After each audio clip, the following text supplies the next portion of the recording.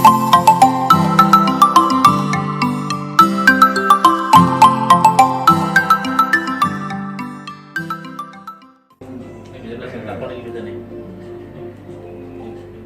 kita berbicara harga masih bersama dan ketiga narasumber yang istimewa dari GP3 KPPM dan J serta pegiat media sosial. Ada Mbak Rizky Dwi Cahyani. Bicara tentang bijak bermedia sosial. Meski hampir semua lapisan masyarakat ini mengenal media sosial dan mampu memanfaatkan media sosial, tapi belum tentu semuanya mengerti tentang aturan-aturan dan batasan-batasan media sosial, dan bahkan mungkin mengetahui tentang karakteristik media sosial, apa itu media sosial, itu belum paham. Nah, di sini ada narasumber nih ya, yang tentunya akan mengedukasi, memberikan informasi kepada warga desa Sinarga. Nah, di season ini buat warga desa Sinarga, seperti yang sudah disampaikan materi tadi, informasi tadi, yang ingin bertanya, yang ingin berinteraktif, kami berikan kesempatan di line telepon 3933181. Kelihatannya media sosial itu gampang, tapi ternyata gampang-gampang ada susahnya juga. Nah, apa sih susah-susahnya? Nah, kalau tadi gampangnya, kita harus cari susahnya dulu, karena juga segala sesuatunya pasti ada efeknya. Nah, efek-efek yang negatif, efek-efek positif itu seperti apa? Yuk kita bahas bareng, kita bincangkan bareng di kesempatan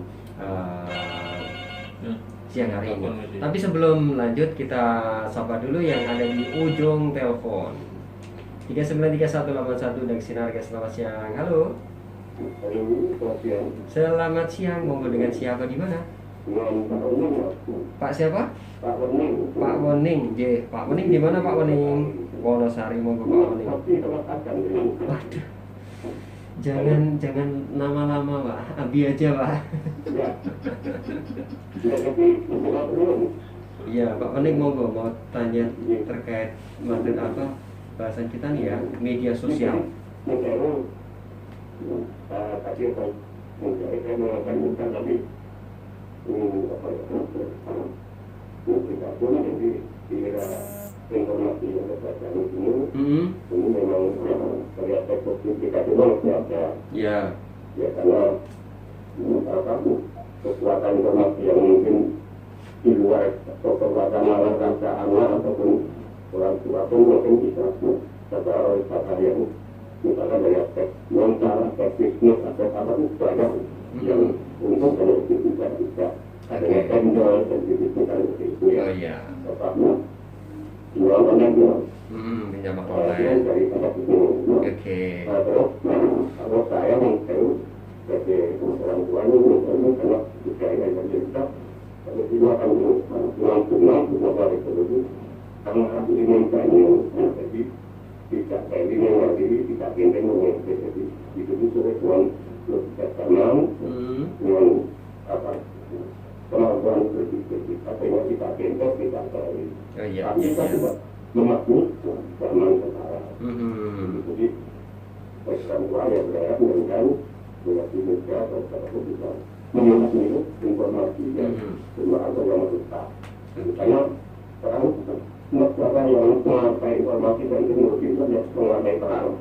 Jadi caranya dari Indonesia ini berbeda dalam apakah bintang perang pada lain yang harapan saya kira milenial harus tanggal dalam memahami ini betul menguasai dan melakukan kegiatan yang dengan bangsa. Mungkin kami akan tercatat ya. Baik, ya terima kasih untuk Pak Wening yang ada di Wonosari terkait dengan pemanfaatan teknologi ini. Katanya harus seperti yang disampaikan tadi, benar harus bijak ya. Kita harus sharing sebelum sharing. Jadi kita harus bagaimana kita menelaah dulu sebelum di-sharing. Saring sebelum sharing. Saring sebelum di-sharing. Terima kasih untuk Pak Wening, dan tentunya mungkin masih ada warga desa Sinarga yang ingin bergabung lagi, segera bertanya ataupun jika ingin memberikan informasi yang lain. Nah, kembali ke bahasan kita nih, Pak Bang Sabrur, ada Mbak Rizky dan juga Bu Asa terkait dengan efek komunikasi publik yang tentunya baru kita bahas ini ya. Tentunya media sosial ini banyak efek positif dan dampak negatifnya. Nah, terkait dengan efek komunikasi publik ini seperti apa, mungkin bisa dijelaskan nih Bu Asa? Ya, kalau bicara tentang komunikasi publik, kata publik di belakang kata komunikasi itu sudah memberi makna tersendiri ya. Yeah. Artinya bahwa ada ruang tanggung jawab atas informasi yang kemudian kita sampaikan kepada khalayak seperti itu. Nah, seperti apa kemudian kita bisa bijak ya terkait dengan hal itu? Tentunya ketika kita hendak menyampaikan sebuah gagasan, paling tidak kita betul-betul paham ya, kalau kita sebagai komunikator atau kita sebagai penyampai pesannya, maka kita memahami.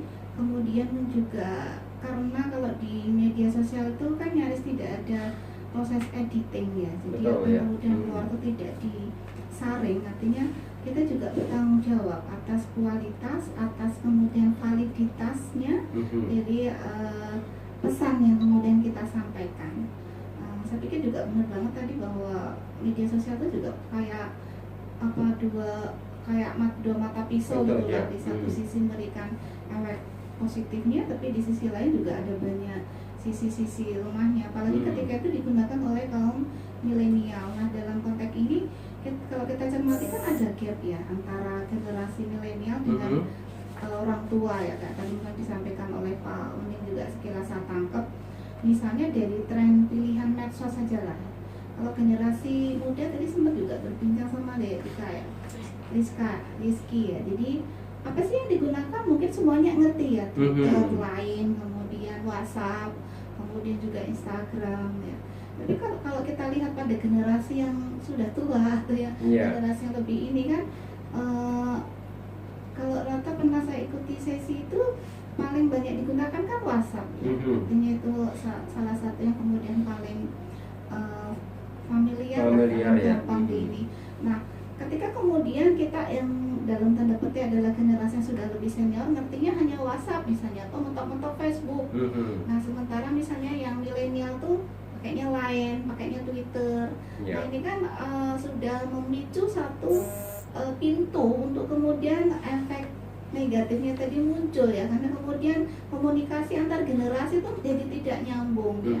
Nah, ini yang juga menjadi tantangan bagaimana misalnya walaupun kita adalah generasi senior ya, kalau nggak boleh dibilang tua gitu, tapi kita memang udah tua buat saya. Iya, semangatnya tetap muda tapi tetap ngerti gitu tetap ngerti dengan lain seperti apa. Apalagi kalau kita bisa punya anak remaja gitu ya, dia pakainya Twitter ya kita ngerti Twitter lah, kita pakai Twitter ya, gap komunikasi tadi itu bisa kita minimalisir.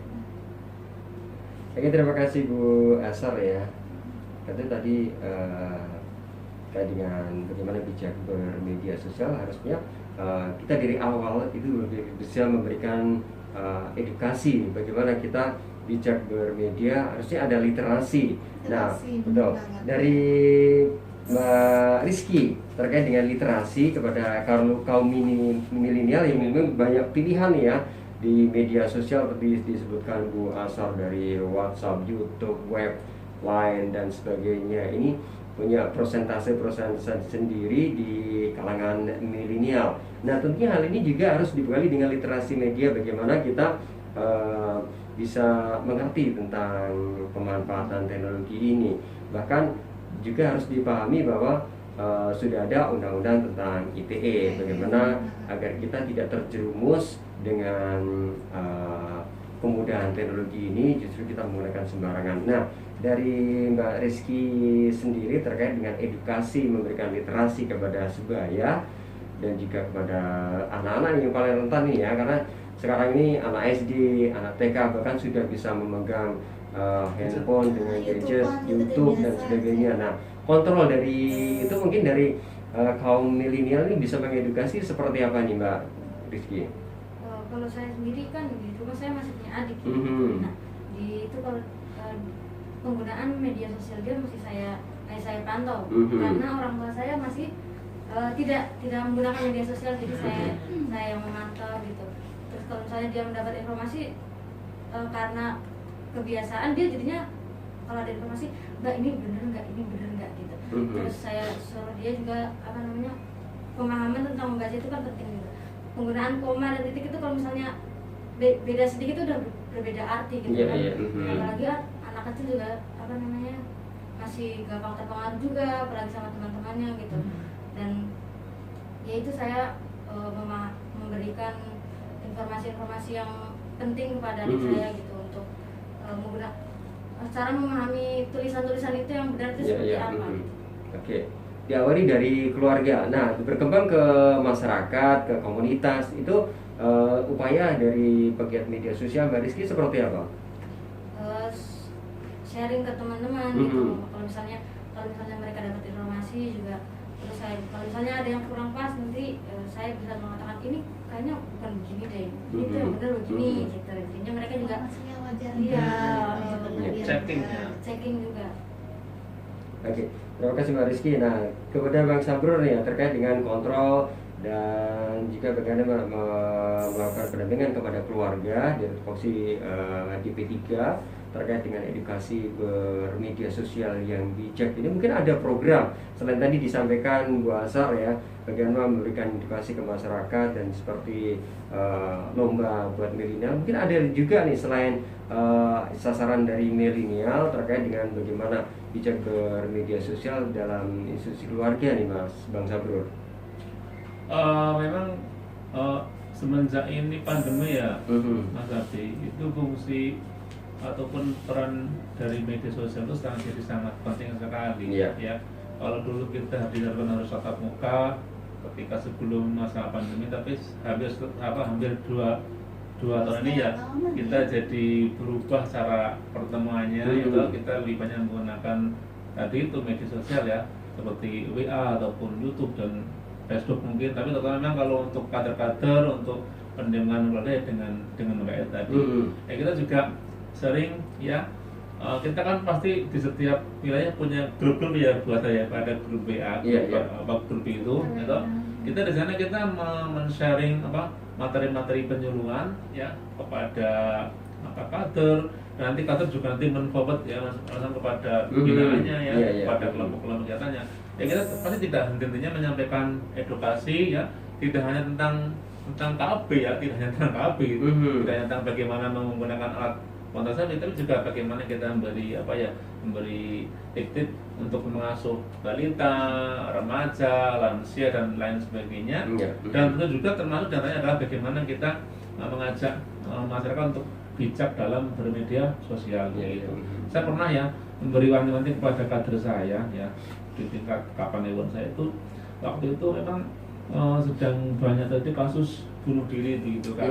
Itu juga kita memberikan warning, memberikan sedikit pendampingan, mungkin bahasa karena tahu saya jangan sembarangan memberikan atau men-sharing berita tentang bunuh diri. Karena menurut ada juga beberapa kasus itu kemudian menjadi inspirasi dalam tanda petik ya.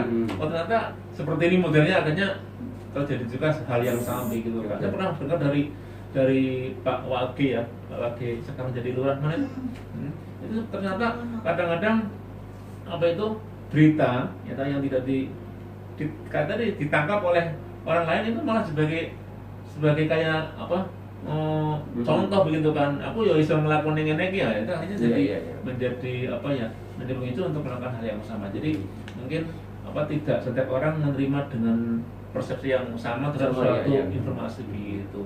Justru malah dianggap menjadi informasi yang salah ini. Iya betul. Memang jadi tadi sekali lagi memang pentingnya tadi yang mungkin Mas Adi juga sampaikan, disaring dulu sebelum kita sharing begitu. Oke.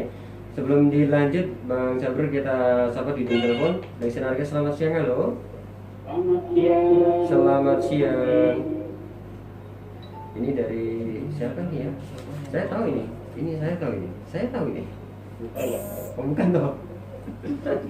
Bukan dengan siapa ini Pak Bambang, bukan ini.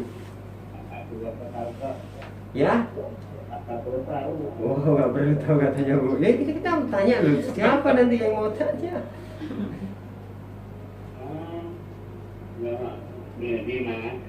Ya.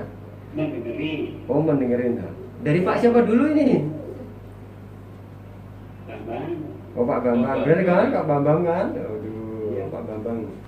Di Wonosari ya Pak Bambang? Hai, Jan. Sehat, alhamdulillah sehat Pak Bambang. Ini mau yang ditanyain ke siapa? Bang Sabrur, apa Mbak Rizky, apa Bu Asar? Semua saja ya. Oh, semua aja Bu. Ya, ini adil nih Bu. Ada Pak Kabur, Bu Asar, Bu Asar, Mbak Rizky. Iya. Ya, adik saya Pak itu Pak. Lu kok nggak percaya Pak? Ketawa ya. Ya, poinnya Pak Bambang? Poinnya komunikasi adalah penting sekali ya. Ya. Kemudian ada malam kata itu gambar ada bukunya, lalu nggak mengapa bahwa komunikasi sangat penting sekali. Dan hubungan sangat atau tepat dan mudah dimengerti. Dan ada apa itu tidak bukan kan ada di kantor ada Ada apa? ikatan atau pakai make up supaya untuk komunikasi. Wake up apa WhatsApp Pak? WhatsApp. Oh WhatsApp. Karena bilangnya wake up. Wake up apa bangun Pak? Oke. Oke, ada pertanyaan nggak Pak? Ada pertanyaan? Bagaimana supaya ini kan mengalahkan anak-anak ya? Betul ya. Yang penting itu dulu. Kalau yang tua-tua kayak saya itu nggak ngerti gitu ya. Itu makasih. Oke, terima kasih. Ya, terima kasih. Ya, terima kasih Pak Terima kasih Pak Bambang. Terima kasih. Pokoknya tambah cakep tambah ganteng Pak Bambang. Ini pertanyaan tadi. Ya, bagaimana menyikapi tentang media sosial bijak gitu ya. Nah, ada pertanyaan bagaimana nih yang menyikapi dengan pemanfaatan teknologi ini bagi anak-anak nih ya. Bu Asar, Pak Sabrur. Ini bidangnya Bu Asar lagi. Ini kan Bu Asar nih ya. Jadi bagaimana Bu Asar?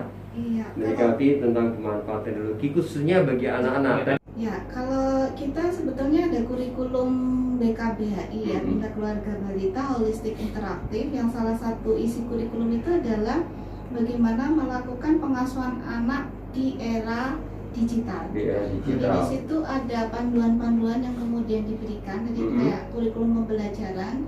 Kalau boleh saya ringkaskan kira-kira bahwa tips pertama bagi orang tua untuk melakukan pemanfaatan positif media bagi anak adalah orang tua harus paham dulu, harus mengetahui ya, memiliki pengetahuan yang memadai tentang media sosial itu sendiri.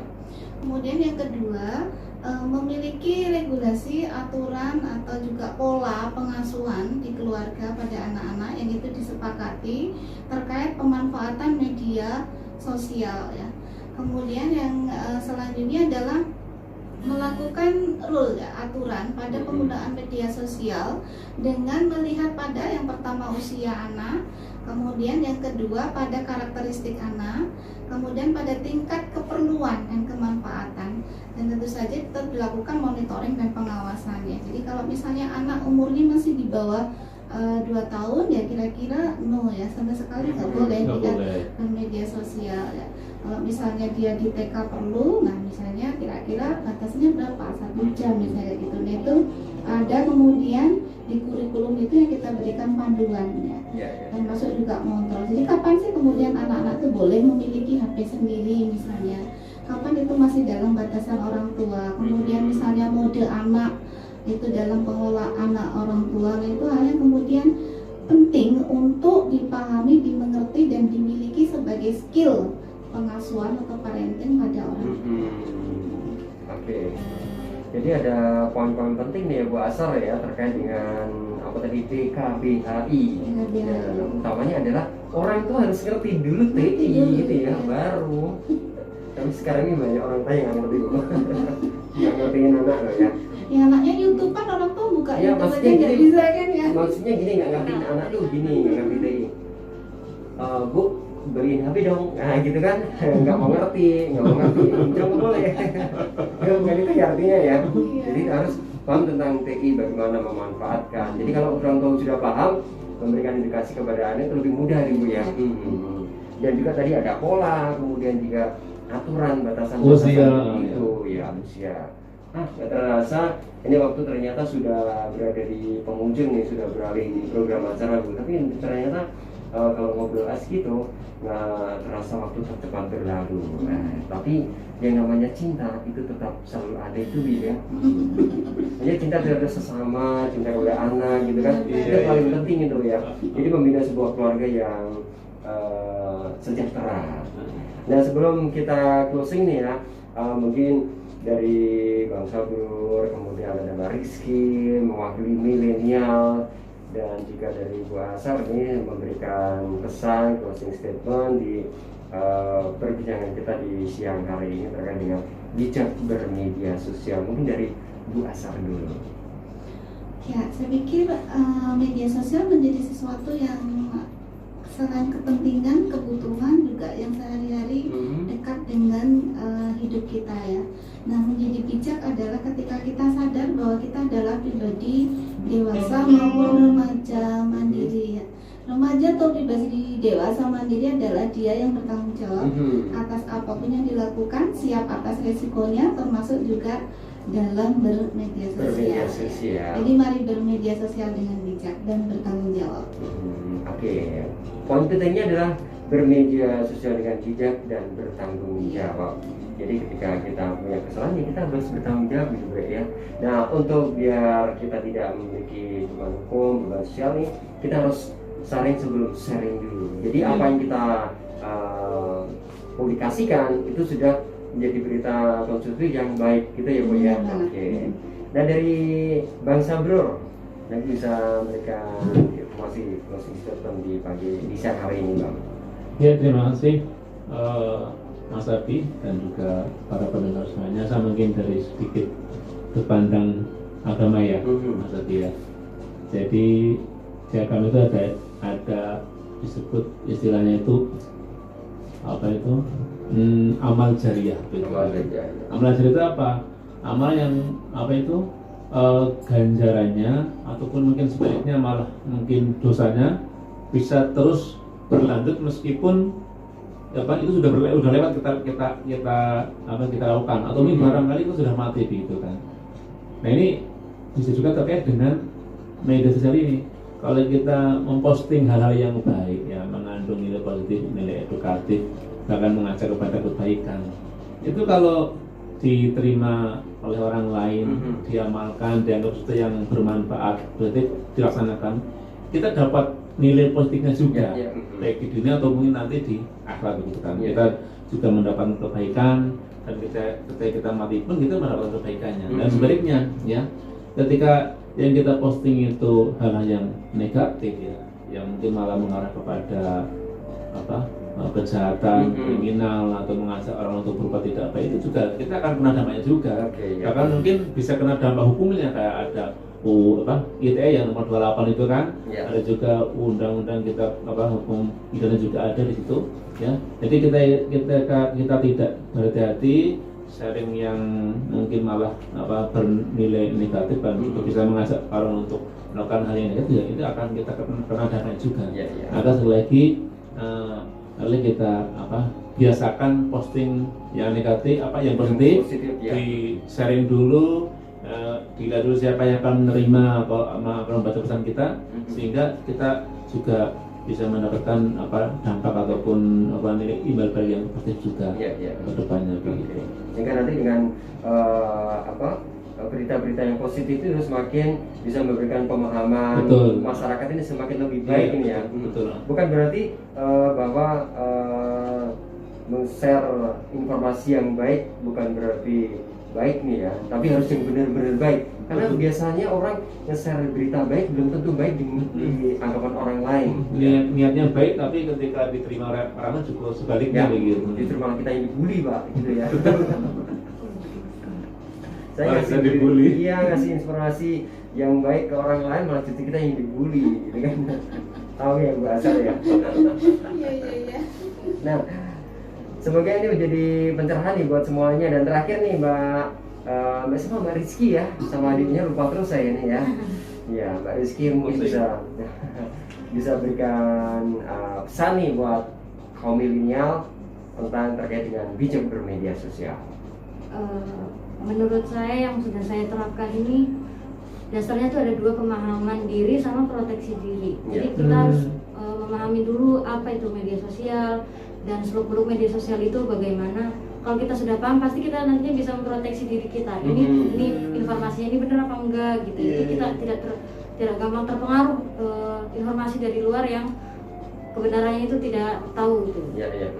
Jadi kebenarannya disangsikan gitu ya. Iya. Kebenaran di mata orang bandel tapi kita enggak gitu kan. Oke.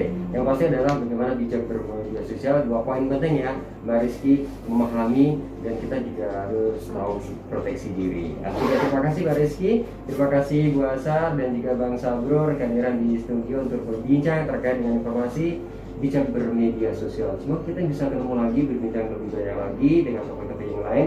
Tentunya memberikan edukasi, ini menjadi salah satu sarana bagaimana diseminasi informasi ini tersampaikan kepada masyarakat. Nah, salah satunya melalui lembaga penyiaran lokal Radio Suara Nasional Kabupaten Gunung Kidul. Semoga memberikan manfaat dan tentunya demikian perbincangan kita. Ada salah kata, mohon maaf. Terima kasih. Selamat siang. Assalamualaikum warahmatullahi wabarakatuh. Waalaikumsalam.